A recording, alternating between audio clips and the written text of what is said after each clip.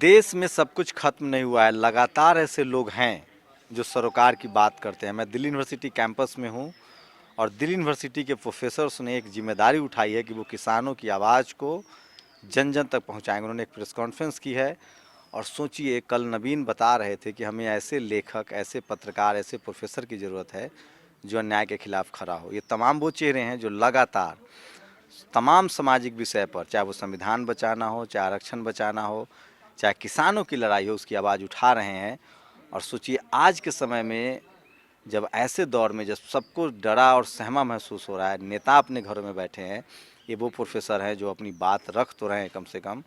और कल इन्होंने 2 दिसंबर को दिल्ली यूनिवर्सिटी के आर्ट फैकल्टी गेट पर जो बिल की प्रति है, किसान बिल की, उसको जलाने का ऐलान किया है। सूरज साहब, 2 तारीख को आप लोग प्रति जलाएंगे, क्या लग रहा है? सरकार से उम्मीदें हैं? मोदी जी ने तो बनारस में जाके वो तो एकदम मस्ती में है और खुश है, वो कह रहे हैं कि आप लोग अफवाह फैला रहे हैं। वो उन्होंने कहा है कि बहुत ही पवित्र बिल है, गंगा जल के समान पवित्र है। मैं अभी बता रहा था कि गंगा उनके लिए अडानी और जल जो है अंबानी, यही दोनों को वो पवित्र चीज़ समझते हैं। किसानों की बात वो करते नहीं। और कहाँ काला धन लाने की बात थी, अब काला बाजारी को इस कानून के तहत एक तरह से लीगलाइज कर दिया गया है। सरकार को ये बिल वापस लेना होगा। हमारे साथी डॉक्टर लक्ष्मण यहाँ हैं, डॉक्टर जितेंद्र हैं, ये लोग हो के आए हैं, किसानों के बीच में बातें करके आए हैं।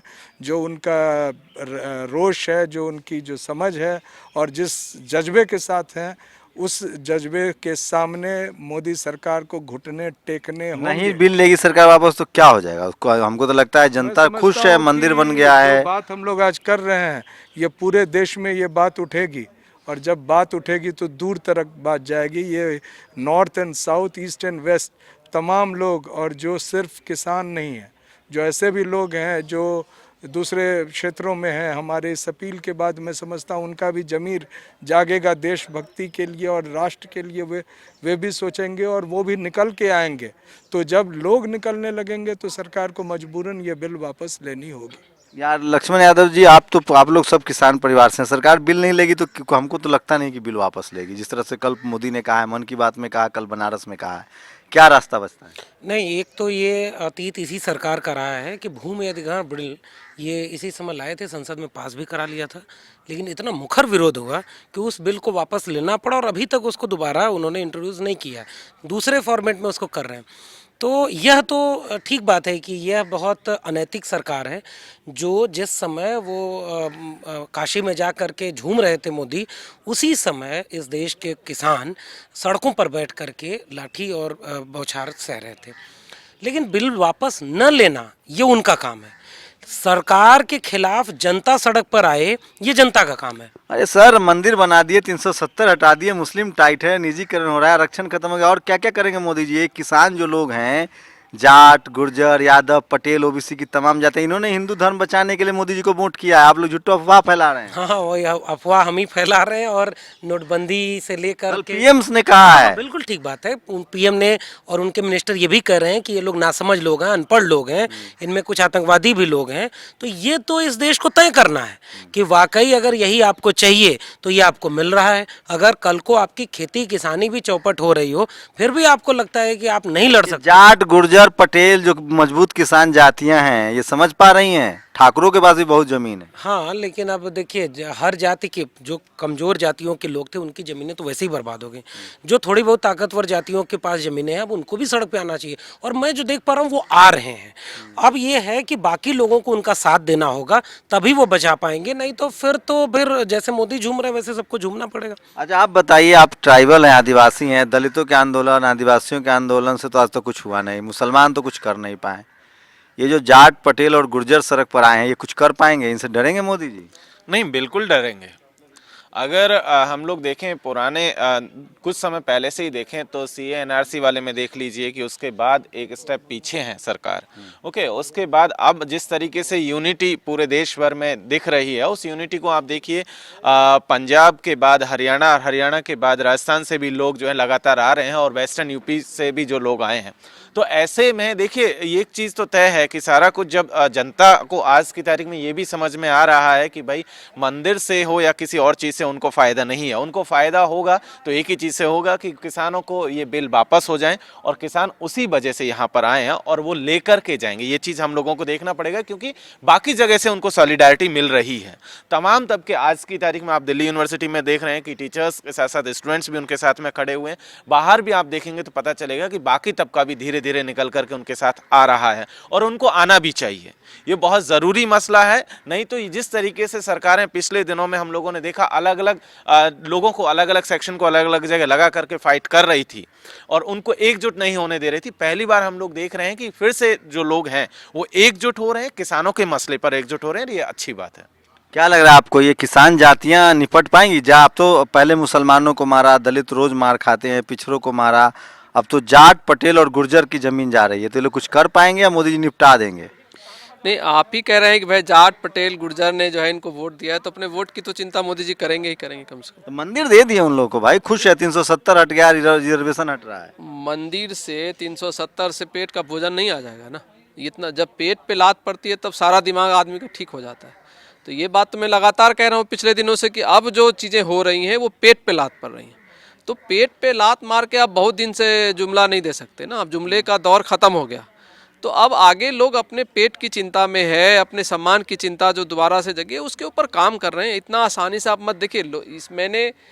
मैं आपको बार बार कह रहा हूँ, किसानों ने इस आंदोलन के बाद दोबारा से सबके अंदर एक भाव जगाया है कि भारत लोकतांत्रिक देश है और लोकतांत्रिक देश में हम अपने तरीके से बात रख सकते हैं, चाहे कितनी भी ताकतवर सरकार आ जाए। 303 की सरकार है ये, 303 लोगों ने जिता दिया है मेंबर ऑफ पार्लियामेंट, तो ये 303 लेके चल रही है, लोगों के ऊपर 303 ही चल रहा है ना।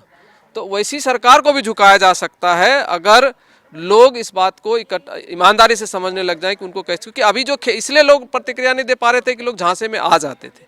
तो अब झांसों, मेरी समझ ये बन रही कि झांसों से आगे का दौर है।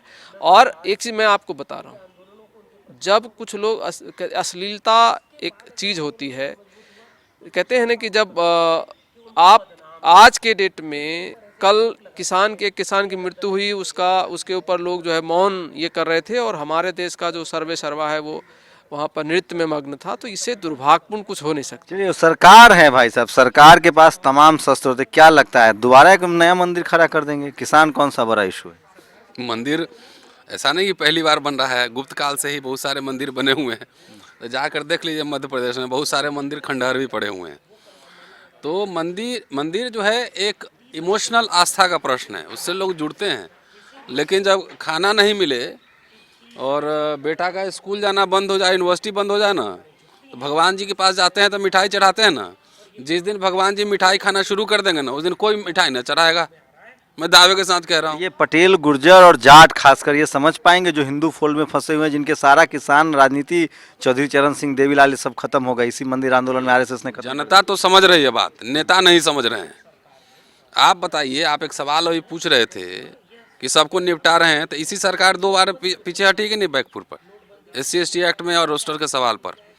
ये तो नेता हमारे ठीक नहीं है, नहीं तो अब तक तो चक्का जाम हो जाना चाहिए था पूरे भारत भर में। नेता डरते हैं, पता नहीं क्यों डरते हैं। तो लोग तो समझ ही रहे हैं, लोग कहाँ वोट देंगे, किसको हटाएंगे। हमारे जो इनके ऑपोजिशन में हैं, न तो उनका एजेंडा स्पष्ट है निजीकरण के ऊपर, न सोशल जस्टिस के ऊपर, न किसानों के ऊपर, न सेकुलरिज्म के ऊपर। एजेंडा तो स्पष्ट करें ना। लोग तो इनके खिलाफ वोट दे रहे हैं, भले EVM से हेरा फेरी कर ले रहे हों, लेकिन लोग इनके खिलाफ है। खाली नेता को ठीक होना है, नहीं नेता ठीक होंगे तो इतिहास का पहिया घूमता है। और आज न कल यही आंदोलन नेता पैदा कर देगा। किसान का जो ये आंदोलन है, एक इमोशनल मामला भी होता है, क्या लग रहा है इस पर कम से कम उनके जो हार्डकोर समर्थक है उनका भी दिल पिघलेगा? सोशल मीडिया के से अंदाजा लगे, अभी तक तो ऐसा हो नहीं रहा है, मीडिया तो मैनेज करने में कामयाब है। मीडिया देख लीजिए, हम लोग कहाँ, यहाँ प्रेस कॉन्फ्रेंस हुआ है तो कौन मेन स्ट्रीम मीडिया, बुलाते ही नहीं है। मीडिया के भरोसे डॉक्टर अंबेडकर आंदोलन चलाए थे, लोहिया जी आंदोलन चलाए थे, कांशीराम जी आंदोलन चलाए थे। आप अपना मीडिया अपने आप पास रखो, हम ये छोटा जो है ननकिरवा मीडिया से काम चला लेंगे।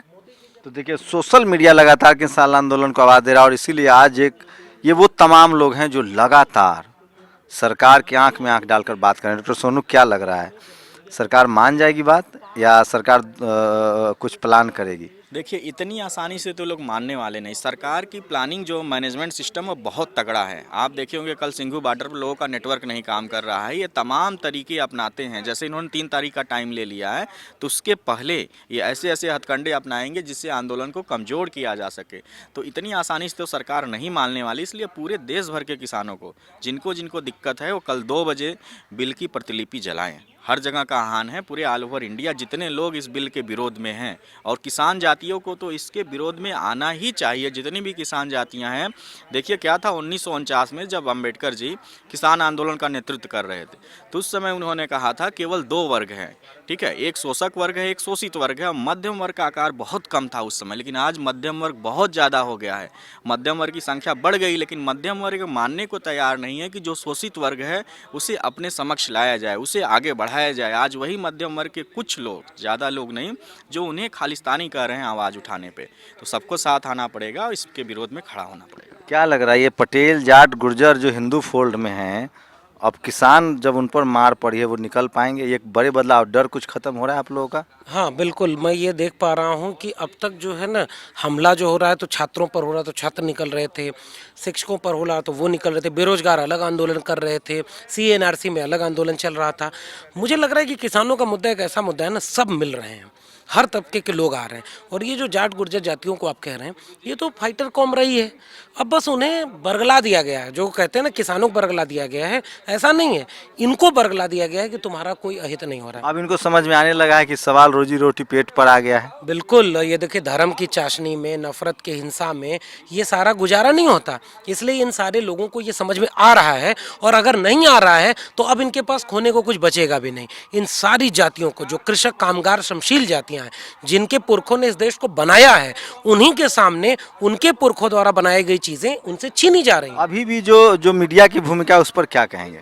मीडिया की भूमिका वही है जो उसकी भूमिका होनी चाहिए। 2 तरह की मीडिया है, एक कारपोरेट मीडिया है जो सत्ता की हिफाजत कर रही है, क्योंकि उसके पीछे भी पूंजी वही है जो सरकार के पीछे है, वही कारपोरेट घराने, तो वो अपना काम कर रही है। दूसरा है जन मीडिया, जनवादी मीडिया, जैसे आप लोग हैं, तमाम यूट्यूब चैनल है, सोशल मीडिया है। अच्छा, ये अभी भी मोदी जी का क्रेज बना हुआ है, जो शर्मा जी लोग लिख रहे हैं, इसको कैसे देख रहे हैं? जो उनको खालिस्तानी भी कह रहे हैं, उनको कांग्रेस का दलाल कह रहे हैं, तो देश को बांटने में तो मोदी कामयाब हैं, समर्थक तो बढ़े हुए हैं। हाँ नहीं, ये बात तो ठीक है कि जो इसमें जाति भी काम करती है, इसमें क्लास भी काम करता है, और इसमें कुछ हद तक तो वो सफल हैं, क्योंकि अज्ञानता इतनी है। अब विश्वविद्यालयों को बर्बाद कर दिया, शिक्षा बर्बाद कर दिया, रोजगार बर्बाद कर दिया, तो लोगों में समझ नहीं जा रही। लेकिन इस देश में नाराजगी बढ़ रही है, ये उनको भी समझ में आ रहा है। इसलिए वो चेहरे से दिखता है कि ये सारे लोग अपने एजेंडे में फेल हो रहे हैं, और अब धीरे धीरे जनता जागरूक हो रही है। बस ये है कि उनकी आवाज़ सुनाई नहीं दे रही है, तो उनको इतनी मजबूत लड़ाई लड़नी पड़ती है। सड़क पे गड्ढे खोद दिए